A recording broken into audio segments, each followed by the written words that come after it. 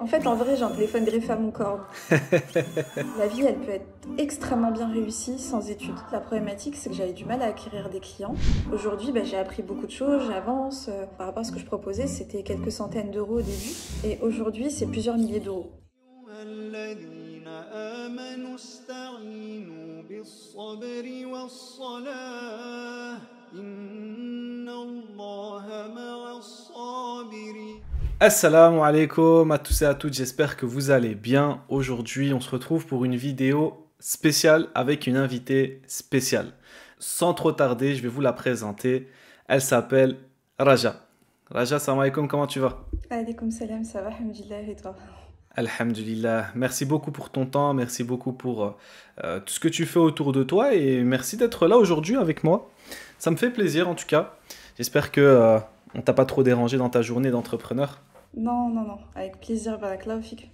Wafik, barakallah.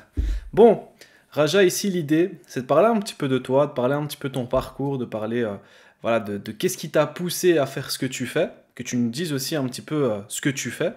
Et puis, s'il y a des personnes qui sont intéressées par tes services, ils vont pouvoir venir te contacter. Et également, l'objectif, c'est que tu puisses discuter avec nous de ton expérience au sein de Muslim Impact, parce que je le rappelle, tu es une personne qu'on a eu l'honneur de pouvoir accompagner. Et petit aparté, aujourd'hui est un grand jour, parce que c'est le premier jour où tu décides de te montrer. Est-ce que tu peux nous en dire un petit peu plus sur toi et sur ce qui t'a poussé à entreprendre et à la fin, on laissera ça pour la fin sur comment t'es passé de je suis entrepreneur, j'ai pas envie de me mettre sur les réseaux, j'ai cette peur, etc. à aujourd'hui, alhamdoulilah, t'as plus de mal à te montrer et t'es OK à faire cet exercice-là. Moi, aujourd'hui, j'ai créé une activité qui s'appelle Automatise, qui consiste à accompagner les chefs d'entreprise à automatiser un maximum de tâches pour qu'ils puissent se concentrer sur leur cœur de métier. Et comment j'en suis arrivée là? En fait, c'est très simple, c'est que moi, j'ai été pendant 6-7 ans chef de projet informatique pour des grosses boîtes, des grosses entreprises du CAC 40 dans le secteur de la banque assurance. Et en fait, je suis partie parce que je ne pouvais pas porter mon voile. À la base, je ne pensais pas du tout à l'entrepreneuriat. Je me voyais en train de grimper les échelons en tant que cadre. J'avais eu mon bac plus 5. Enfin, c'était vraiment, voilà, j'étais bien. Et surtout que j'étais dans un secteur très très bien payé. Donc, c'est difficile en fait de quitter un secteur où on est bien payé. Et en fait, j'ai basculé dans l'entrepreneuriat. Donc, pendant un certain temps, je réfléchissais à quel projet, etc., mettre en place. Et au final, il y a quelques mois, donc j'ai été accompagnée par quelqu'un avec qui j'ai fait un point et qui m'a dit, mais en fait, tu pourrais faire de l'automatisation, t'as de l'appétence, t'as de la facilité, parce qu'en fait, j'accompagne mes copines, mes amis sur des outils. Je le faisais gratuitement, en fait, je les formais sur System.io, voilà, c'est dès qu'il y a un problème technique, un truc d'ordi, un programme, une application, un truc en ligne, on venait me voir. Et ça fait à peu près 8-9 mois que je fais cette activité, alhamdulillah, donc ça se passe très bien. Et en fait, il y a autre chose aussi dans mon pourquoi, au-delà du DIN et de l'alignement.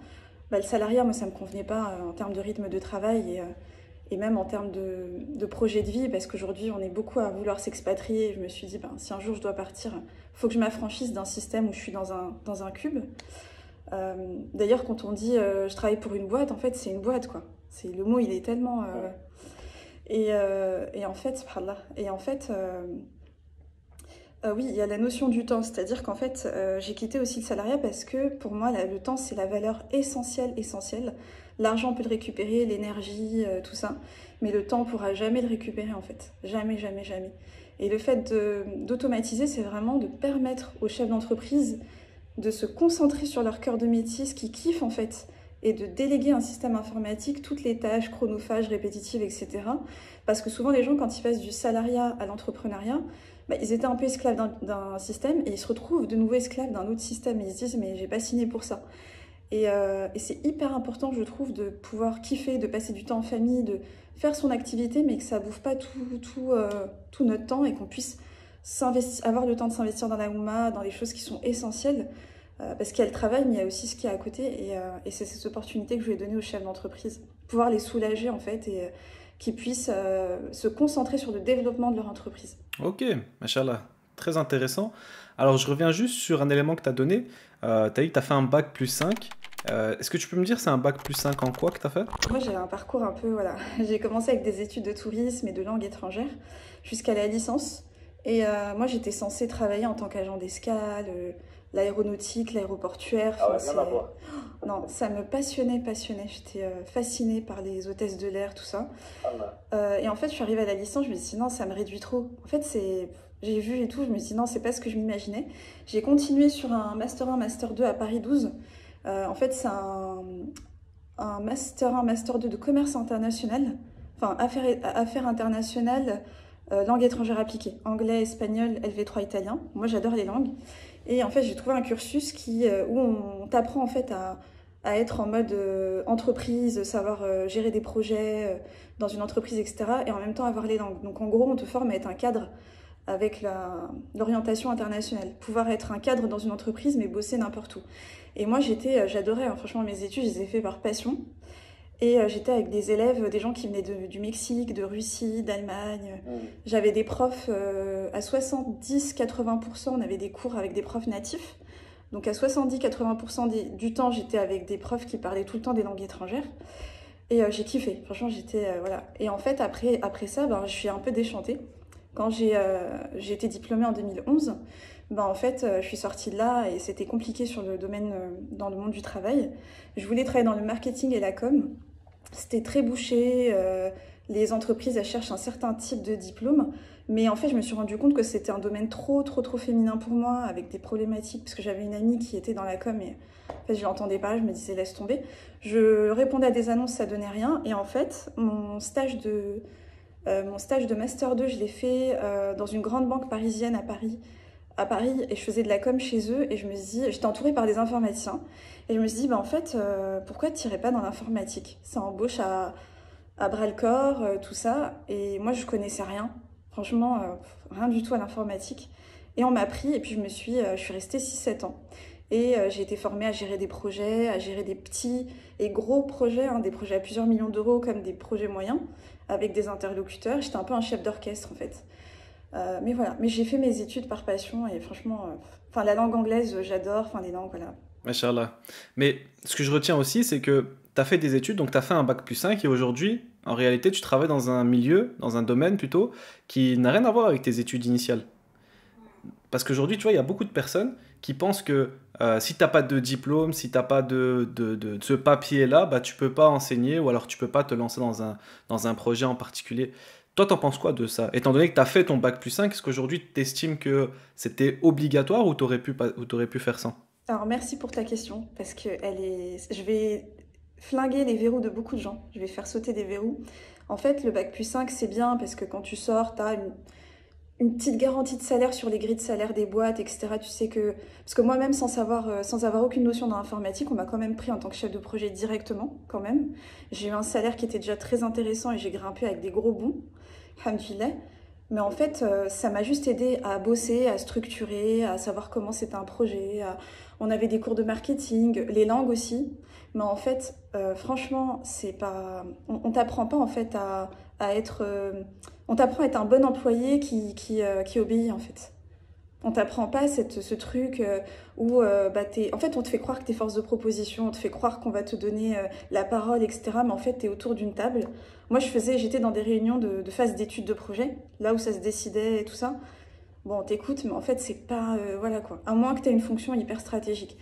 Et en fait, quand t'as un esprit... quand t'es quelqu'un de créatif, quand t'es quelqu'un qui a envie de mettre en place ce que tu as dans la tête, toi, ce que tu as dans ta tête, le salariat, ça reste limité, sauf si tu tombes dans une boîte ou genre une start-up où on va vraiment te laisser la main. Et encore, le dirigeant, il va quand même te...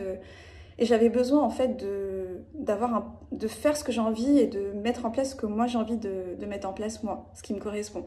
Et pour revenir à ce que tu dis, parce que je suis en train de m'éloigner, non, il n'y a pas besoin. Vraiment, moi, les personnes, les entrepreneurs que je vois autour de moi, et subhanallah, c'est très paradoxal, ceux qui réussissent, dont d'ailleurs, un frère que je connais là, qui me disait, subhanallah, il me dit, moi j'ai juste un bac plus 2, et il a une réussite incroyable, incroyable. Pour moi, c'est un... Ouais, et en fait, le diplôme, ça garantit pas, parce qu'en fait, t'as à te structurer, ça te rassure, ça te permet un niveau de salaire, soi-disant.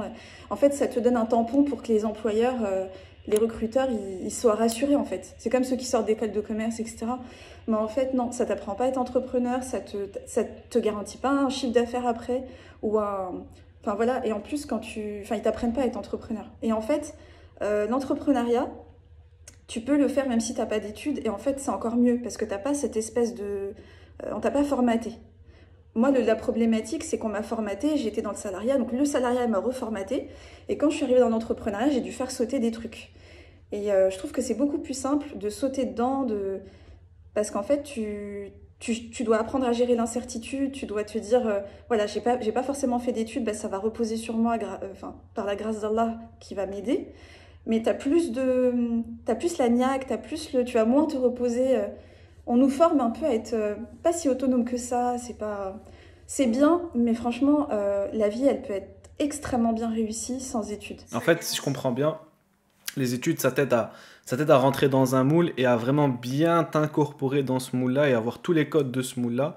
Mais dès lors que, comme tu l'as dit, tu as envie d'être plus créatif, tu as envie de faire parler tes idées, tu as envie de lancer tes propres projets, bah là, à ce moment-là, les études, ça sert plus forcément autant que dans le salariat, c'est ça? Voilà, sauf peut-être certaines branches où on te permet d'être créatif parce que c'est le cœur du métier en soi. Et encore, tu vas te conformer à ton client quand même, je pense, Wallah a'lam. Mais effectivement, je pense que vraiment, moi je suis très admirative des gens qui n'ont pas fait d'études et qui ont réussi. Moi je parle à des gens, ils n'ont pas fait d'études, ils sont tellement passionnants.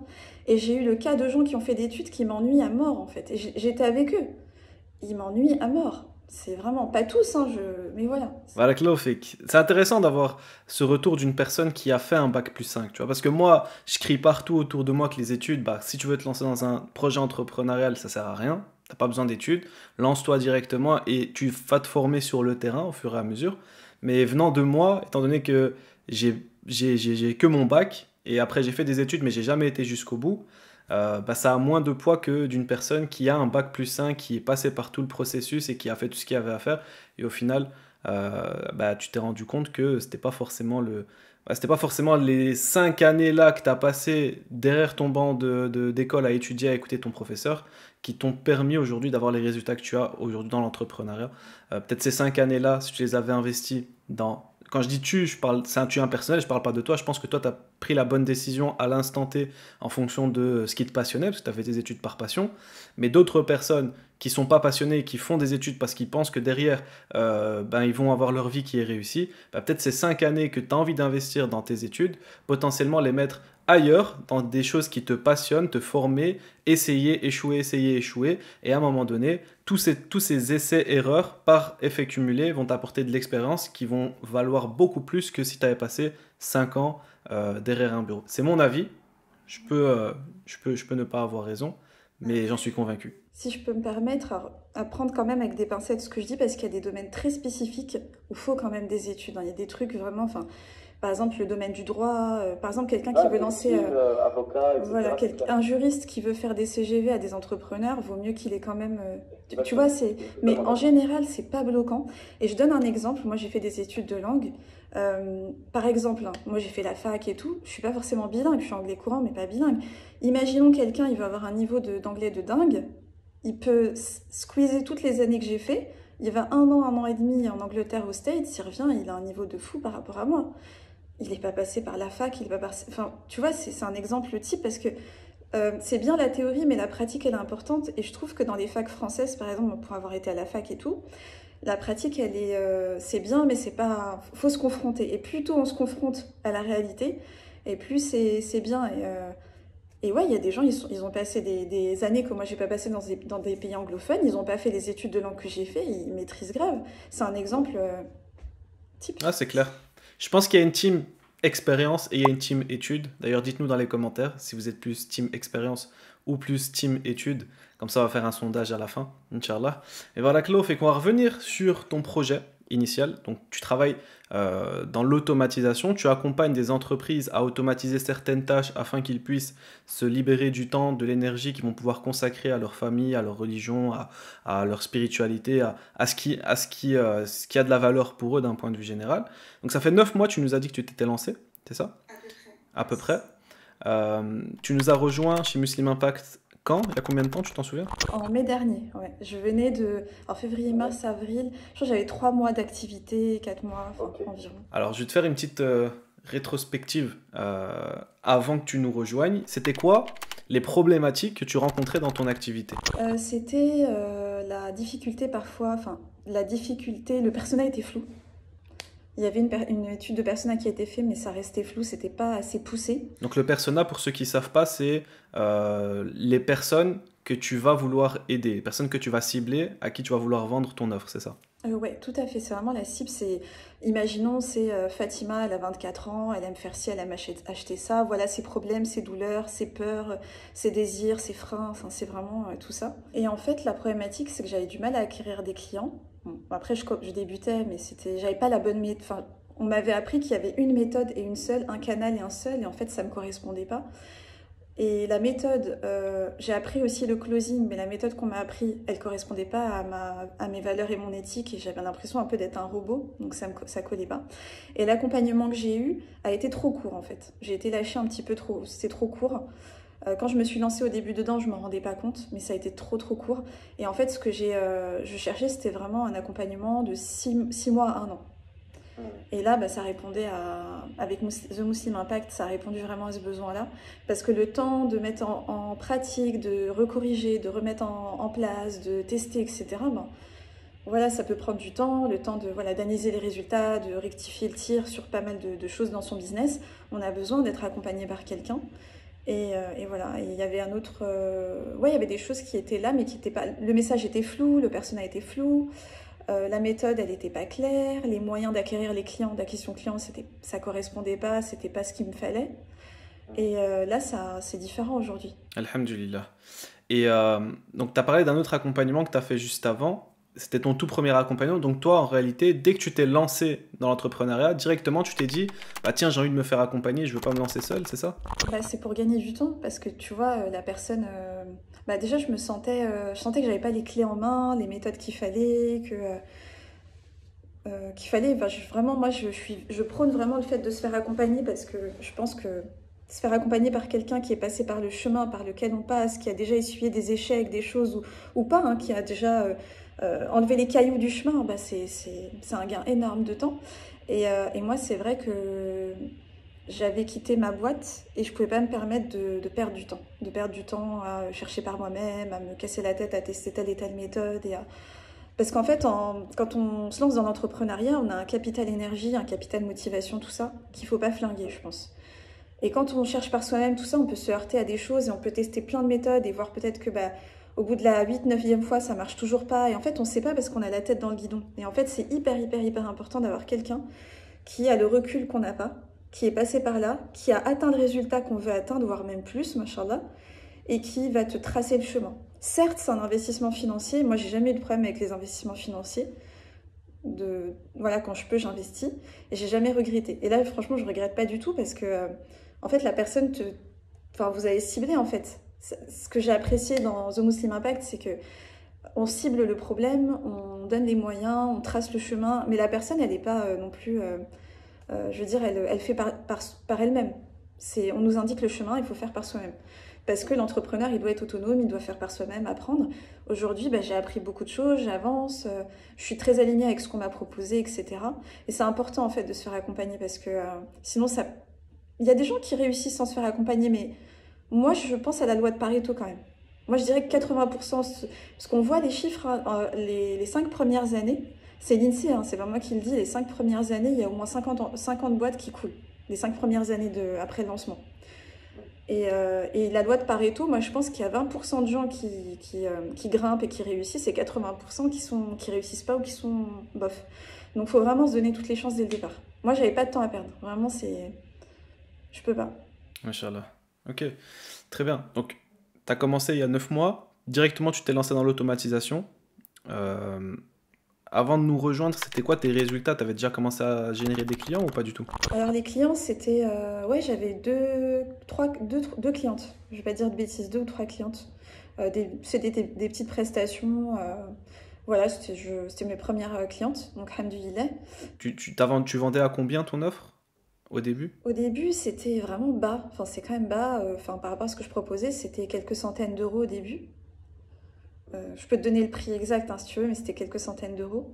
Et aujourd'hui, c'est plusieurs milliers d'euros. Parce que j'arrive, par exemple, là, le dernier client que j'ai eu, c'est un client qui a une TPE qui a voulu une refonte totale. Revoir tous ses process et tout automatiser parce que c'est quelqu'un qui veut avoir qui veut grimper en termes de croissance et qui a plus de temps à perdre.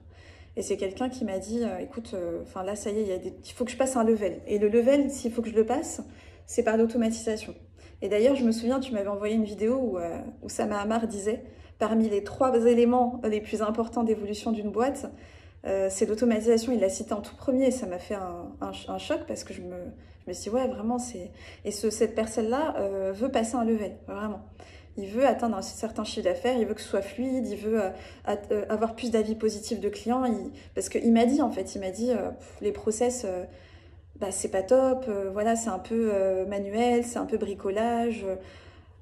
Il faut que mes clients ils puissent voir que c'est fluide, que c'est propre, qu'ils trouvent l'info facilement, ils puissent remplir tel formulaire facilement, qu'ils puissent faire remonter telle info facilement, tout ça, enfin vraiment un écosystème. Et quand je reprends un écosystème entier, c'est plusieurs milliers d'euros. Parce que c'est un travail, ça prend du temps, il y a une complexité technique. Des fois, je dois aller chercher, creuser pour trouver la solution techniquement, etc. Ça demande un investissement. Parfois même financier. Donc, Et selon toi, qu'est-ce qui a fait que au début, tu vendais tes offres à des centaines d'euros, aujourd'hui, dans Mabalik, tu les vends à des milliers d'euros. Qu'est-ce qui s'est passé entre les deux Raja? Parce que je suppose qu'il y a aussi eu un travail interne qui a dû se faire. ouais, c'est ça. La Klafi, grâce à toi aussi, parce que tu es mon mindset coach, et à Tayeb aussi. C'est en fait au début, on sait pas trop, on sait pas ce qu'on vaut. Et puis, moi, je me suis dit, c'est pas très cool de facturer très cher, entre guillemets, enfin, très cher, c'est subjectif, mais facturer un certain montant alors que je me lance, alors que voilà, je dois me faire la main, etc. Au début, je proposais des services qui étaient quelques services. Et en fait, le panel de services s'est élargi et j'ai eu des demandes de plus en plus complexes. J'ai appris des choses de plus en plus complexes qui apportaient encore plus de valeur à mes clients. Je résous aujourd'hui des problématiques beaucoup plus poussées, ce qui fait que j'apporte une valeur supérieure à ce que j'apportais avant, ce qui fait que les tarifs ont progressé naturellement. Inch'Allah. Et aussi, moi, personnellement, ce que je trouve chez toi et ce que j'apprécie énormément, c'est que justement, tu as le souci du travail bien fait. C'est-à-dire que tant que le travail n'a pas été fait comme le client le demande, en fait, tu lâches pas. Et tu vas tout faire, quitte à des fois être en perte. Je me souviens sur certaines missions, tu me disais, j'ai trop investi pour prendre un consultant externe parce que j'avais besoin d'avoir cette information que j'ai pas. Et du coup, tu n'as pas peur en fait de te confronter à la réalité, de te confronter à peut-être un manque d'expérience à un certain moment, tu vois, avant, pour te former, pour t'améliorer et pour apporter encore plus de résultats à tes clients. Et moi, je trouve que ce qui fait la différence entre une personne qui réussit et une personne qui échoue, c'est que la personne qui réussit, elle n'a pas peur justement de faire tous ces sacrifices-là que toi tu fais pour faire en sorte de satisfaire le client. Tu vois. Et ça, c'est quelque chose d'extraordinaire parce que nous-mêmes, on a été clients de toi pour un système. Donc, tu as mis en place un CRM, Airtable, etc. Et il y avait des petits bugs au début, mais je trouve que tu étais ultra réactive et qu'à chaque fois qu'il y avait un bug, c'est comme... Moi, j'avais l'impression comme ça de l'extérieur que tu lâchais toute ta vie et que tu te concentrais que sur nous et que sur ce problème. Et tant que ce n'était pas réglé, tu te cassais la tête et tu te creusais les méninges pour trouver une solution. Et ça, je trouve que c'est extraordinaire et on en trouve rarement, tu vois, des prestataires de services comme ça qui sont tellement impliqués dans leur travail et qui veulent vraiment faire en sorte que le travail soit bien fait. Donc rien que pour ça, barakallah au fait qu'Allah mette la baraka dans ce que tu fais, parce que c'est aussi l'éthique du musulman. À partir du moment où tu vends un service, tu vois, tu vends un produit, tu dois faire en sorte que la personne qui achète ton service, ton produit, soit satisfaite et qu'elle reçoive ce qu'elle a demandé. Tu vois. Si tu n'es pas capable de lui donner ce qu'elle a demandé, soit tu ne lui vends pas, soit tu continues à travailler avec elle jusqu'à ce que tu arrives à lui trouver une solution concernant cette problématique. Et ça, c'est excellent. Tu l'as en tout cas et ça fait grave plaisir. Allahumma barik. Toi, tu t'es lancé dans l'automatisation. C'est quoi concrètement qui t'a poussé à faire ça? Est-ce que tu as été passionné par ça ou il y a autre chose? J'en faisais un petit peu sans le savoir. Ça, en plus, subhanallah, quand j'étais dans les grosses boîtes, j'ai fait une mission d'automatisation pendant 3 mois pour une grande banque. j'étais en binôme avec un développeur. Lui, il développait la solution. Moi, je faisais la phase d'étude, le cahier des charges. En fait, je mettais une loupe sur tous les process. On essayait de voir tout ce qui était à faible valeur ajoutée. On le déléguait à un système informatique. Après, j'ai pas plus calculé que ça, tu vois. Je me suis dit, bon, ils m'ont donné cette mission, je l'ai fait, je suis partie vers autre chose. Et en fait, l'accompagnement que j'ai eu juste avant The Muslim Impact, la personne m'a suggéré. Parce qu'en fait, cette personne, elle a bossé avec quelqu'un, là, au moment où je suis arrivée dans l'accompagnement, elle bossait avec quelqu'un qui était dans ce domaine-là. Et en fait, elle s'est dit, mais elle est plutôt douée avec les outils, tout ça. En fait, l'automatisation, c'est un domaine qui est en train d'exploser en ce moment, le no-code, ce qu'on appelle les outils no-code, le no-code, etc. C'est arrivé en 2017 en France. Hein. Quand on regarde sur Google les recherches sur ce mot-là, ça date de 2017. Et elle m'a dit, mais ce serait génial que tu te mettes dedans. Et en fait, moi, je me suis dit, c'est super quand elle m'en a parlé. Je me suis dit, c'est génial, ça va être des trucs que je vais apprendre. J'aime beaucoup la nouveauté, le fait d'apprendre des choses, de relever des challenges. Et du coup, elle a prononcé les bons mots. Et je me suis dit, ouais, je fonce dedans. Et ça répondait aussi au fait qu'on fait gagner du temps aux gens. Le temps, c'est quelque chose, pour moi, c'est une valeur essentielle. Et le fait d'être esclave d'un système où on ne peut pas gérer son temps comme on veut, où on ne peut pas prendre du temps pour des choses essentielles, c'est pas possible. C'est pour ça que j'ai quitté le salariat d'ailleurs. Et c'est comme ça que c'est venu. Et en fait, elle m'a expliqué par A plus B que ça pouvait vraiment rentrer dans ce que je pouvais faire, que j'avais un côté geek, etc., que je ne voulais pas forcément admettre. Et elle avait raison parce qu'en fait, je me suis dit, mais qu'est-ce que je fais gratuitement, régulièrement? C'est d'aider mes amis sur des outils, voilà. Je me rappelle quand j'étais à la fac, on faisait des projets en groupe. Et moi, on me donnait les outils informatiques à gérer. Je sais pas pourquoi. Et je faisais des montages, je faisais des PowerPoint avec de la musique, des montages, des trucs, je me rappelle, des animations. C'était bidon, mais... Et en fait, je me suis dit, ouais, en fait, je pense que j'avais ça depuis un moment, ce truc. Et ouais, ça a été... et c'était génial, parce que quand j'ai regardé sur Internet le domaine de l'automatisation, j'ai vu que c'est quelque chose où on est clairement dans du make money. Le make money, c'est vraiment, on aide un entrepreneur à gagner du temps pour qu'il puisse faire encore plus d'argent. Et ça, c'est juste génial, quoi. Non, non, Inch'Allah.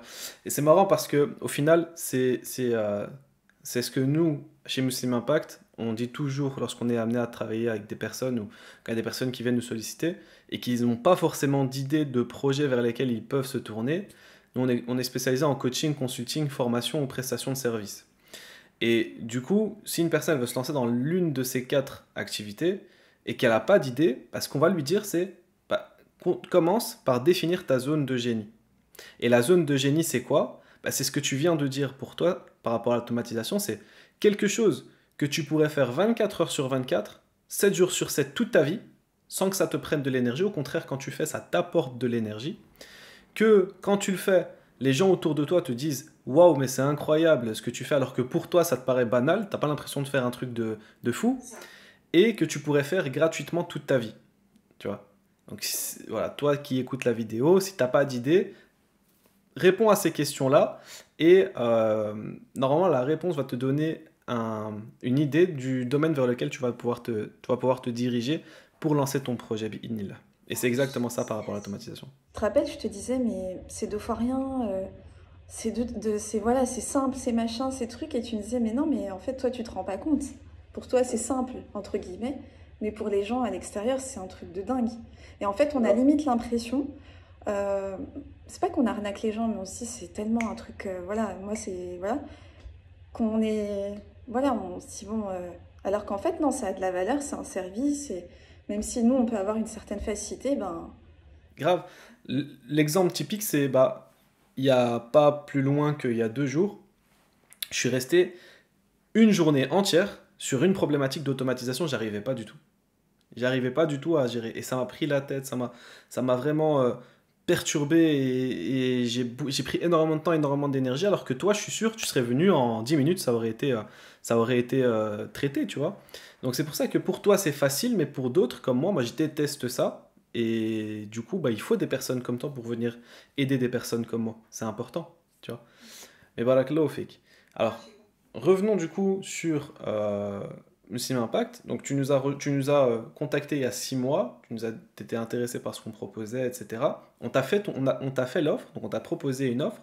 Moi j'aimerais bien savoir qu'est-ce que tu t'es dit à ce moment-là. Quand on t'a proposé l'offre, donc on a eu un appel avec toi, on t'a proposé l'offre, c'était quoi les idées qui te traversaient l'esprit? C'était quoi les peurs, les craintes peut-être que tu avais?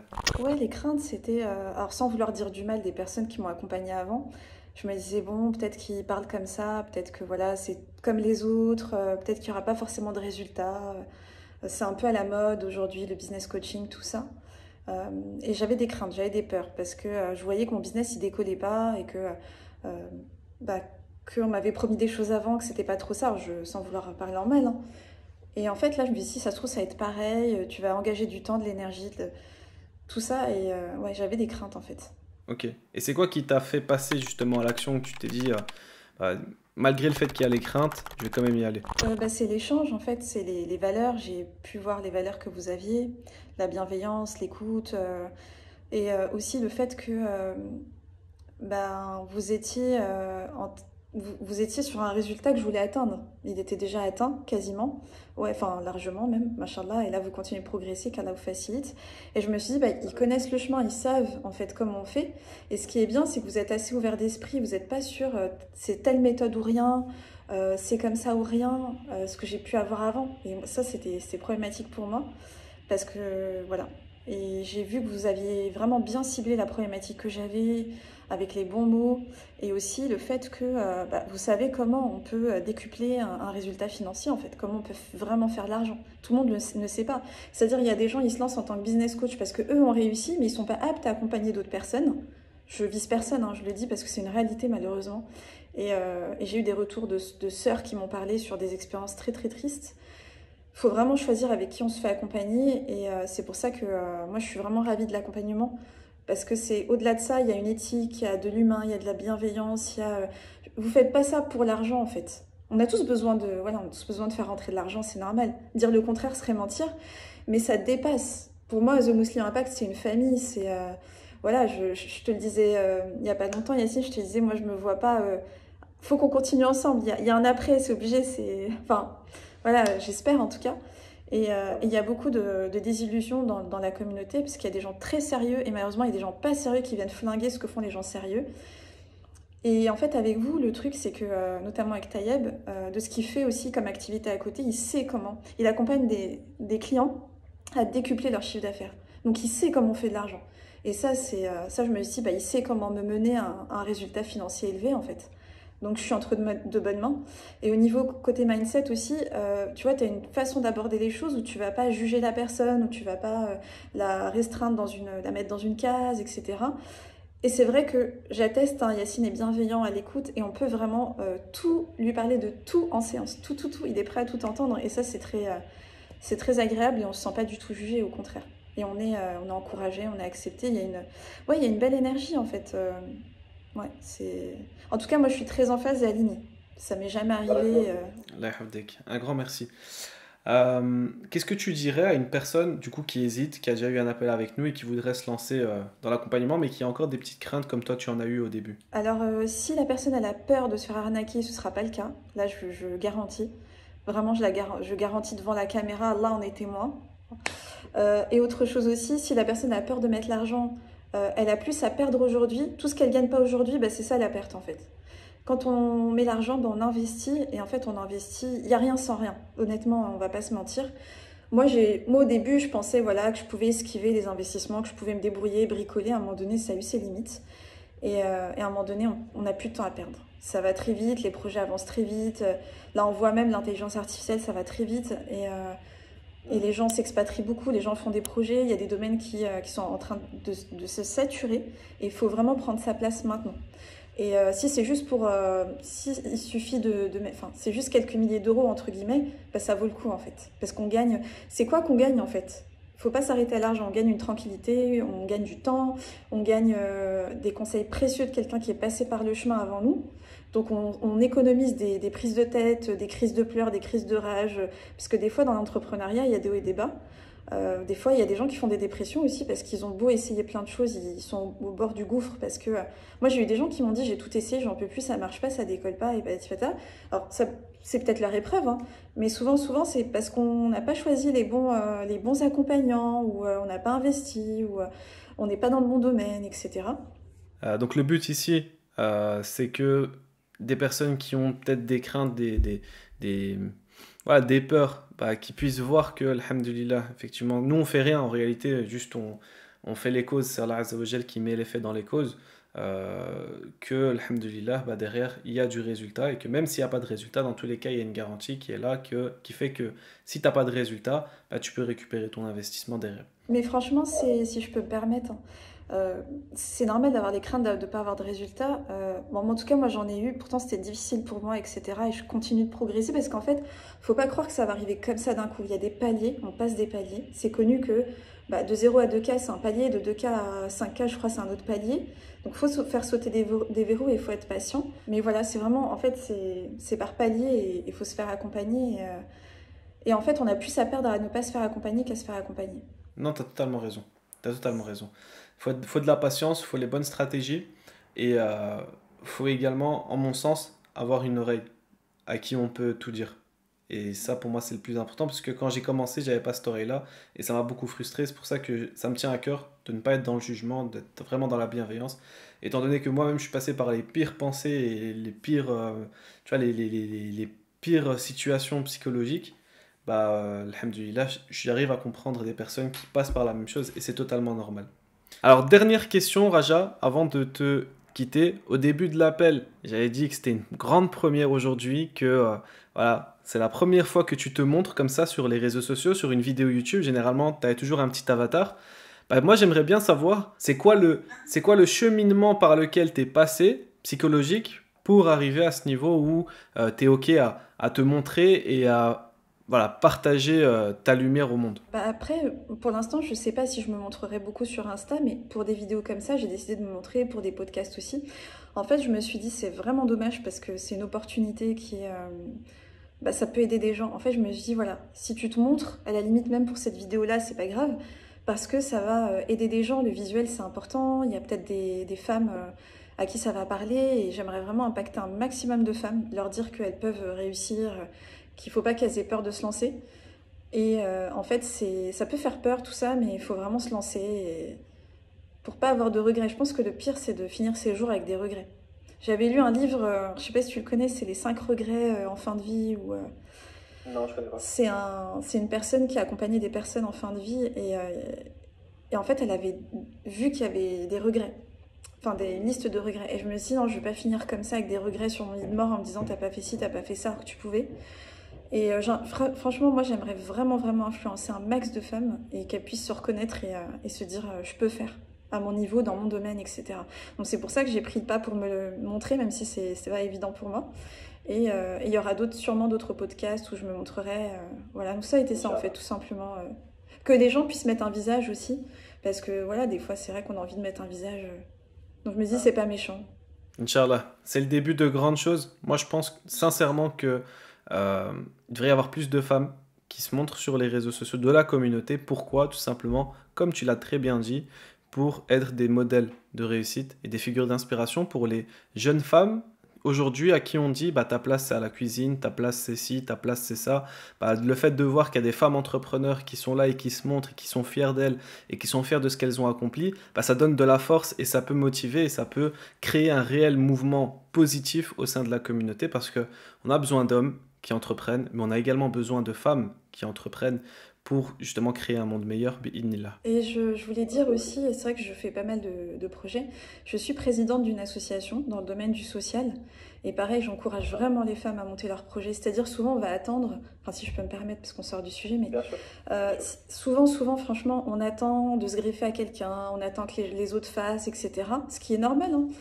Mais des fois, moi pourquoi j'avais lancé mon asso? Parce qu'en fait j'ai essayé de me greffer à d'autres assos, mais ça me parlait pas. Et je me suis dit, bah en vrai, et j'ai commencé avec un fichier Excel et un téléphone en fait. Et aujourd'hui, j'ai une équipe, j'ai des bénévoles, voilà, on a des réseaux sociaux, on fait beaucoup de choses, on fait des partenariats, alhamdoulilah.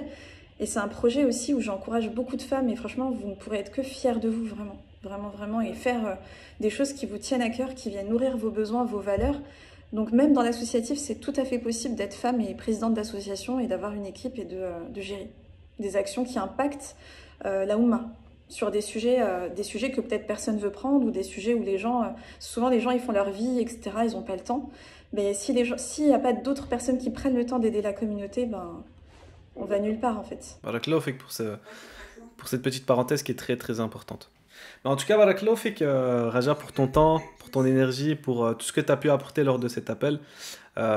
Concrètement, si on veut te contacter, par exemple, il y a un entrepreneur qui est intéressé par tes services, comment on fait pour te contacter? Ouais, alors moi c'est donc pour me trouver sur Insta c'est Automatise, automate-du-8 is E-A-S-E.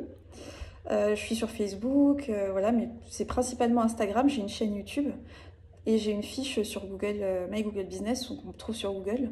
Faut pas hésiter. Je suis très réactive, tout ça. Au niveau des services, bah classique. En fait, en vrai, j'ai un téléphone greffé à mon corps, mais voilà, c'est ça. C'est mon meilleur ami. Mon ordinateur et mon téléphone, ils sont toujours avec moi. Mais ouais, je suis très réactive et en fait, les services que je propose très brièvement, mais c'est tout ce qui est en fait System.io, donc tunnel de vente, tunnel de lead magnet, enfin toutes les pages qu'on peut faire sur System.io, ça peut être héberger sa formation, créer une page vitrine, une page de paiement, tout ça, enfin tout ce qu'il y a dessus. Du CRM, un outil de gestion de relations clients comme Airtable, donc une base de données pour gérer tout son business. Ça va aussi être du remplissage automatique de documents, tout le process de signature électronique, que ce soit des contrats, des devis, des attestations. Tout ce qui est prise de rendez-vous en ligne, que ce soit Calendly ou par un autre outil. Et tout ce qui peut être automatisé, en fait. En fait, moi, j'enrichis mes services avec le temps. Des fois, je me rends compte qu'il y a un service qui est important, donc je l'intègre, etc.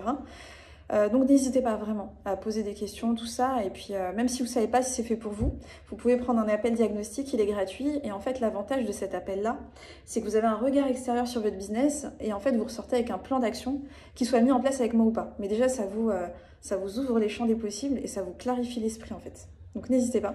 Et Barakallahu fik. Machallah, t'as eu des bons coachs, c'est ça. Il faut parler de ces services partout. Partout. C'est important à partir du moment où tu es convaincu que ce que tu fais, ça aide les gens, bah, il faut en parler et tu fais bien de parler de tes services. Et si aujourd'hui tu es entrepreneur, toi qui nous écoutes, et que tu as besoin d'automatisation et que tu passes pas par Raja, sache que tu perds énormément de temps, énormément d'énergie pour rien. Et je voulais dire un dernier truc hyper important, l'entrepreneuriat, ce serait mentir que de dire que c'est facile. Faut savoir, c'est vraiment le tawakkul, mais à un niveau puissance 1000. Et c'est savoir gérer l'incertitude. Moi-même, ça a été compliqué parce qu'en fait, on ne sait pas combien on va gagner, on ne sait pas si ça va réussir. Mais le pire du pire, ce serait de ne pas tenter l'aventure parce que je pense que j'aurais regretté toute ma vie. Et deuxièmement, c'est important d'être accompagné. Pourquoi? Parce que le mindset, c'est-à-dire, franchement, on traverse des moments où c'est magnifique et il y a des moments où on a envie de se... C'est très compliqué. Je ne vais pas dire se jeter parce que... moi, je suis très caricaturale, hein. Mais il y a des moments difficiles. Et en fait, c'est pas facile d'être... Il n'y a rien de plus dangereux qu'un entrepreneur isolé. Et on me l'a dit. Parce que des fois, voilà, même quand on est... Il y a certains réseaux d'entrepreneurs, moi je fais partie de réseaux d'entrepreneurs qui sont super, mais ça équivaut pas, ce n'est pas équivalent à des coachs qui t'accompagnent. Moi je sais que par exemple, je peux t'écrire n'importe quand, je peux prendre entre guillemets dans la semaine. Taïeb, je le consulte souvent, etc. Et j'ai un soutien inconditionnel, entre guillemets. Je prends des points avec toi et franchement, des fois, j'en ai vraiment besoin parce que si je gère pas de mindset, si je gère pas ça, mes clients, ils vont le sentir et ça va impacter mon business. Et c'est important d'avoir quelqu'un qui vous appuie et qui vous accompagne. Et même quand j'aurai atteint un certain niveau, je me ferai encore accompagner. Peut-être pas toute ma vie, mais je me ferai accompagner pour dépasser un level, etc. Et en fait, c'est important le réseau, c'est important d'être entouré même dans la Oumma. Donc restez pas seul en fait. Faut pas se dire, parce qu'il y a des problèmes d'ego, faut vraiment cadrer votre ego, mettre votre ego de côté, vous remettre en question et vous dire, ok, ça coûte de l'argent, ça fait peut-être mal au porte-monnaie pour certaines personnes. Mais franchement, vous gagnez un temps de dingue et franchement, il y a des choses qui s'achètent pas en fait, il y a des choses qui n'ont pas de prix. C'est très intéressant en tout cas tout ce que tu dis. Là, Jazek Becher, prends soin de toi et on se dit, Inch'Allah, à très vite, vu qu'on est encore ensemble pendant quelques mois. Allez, salam alaikum.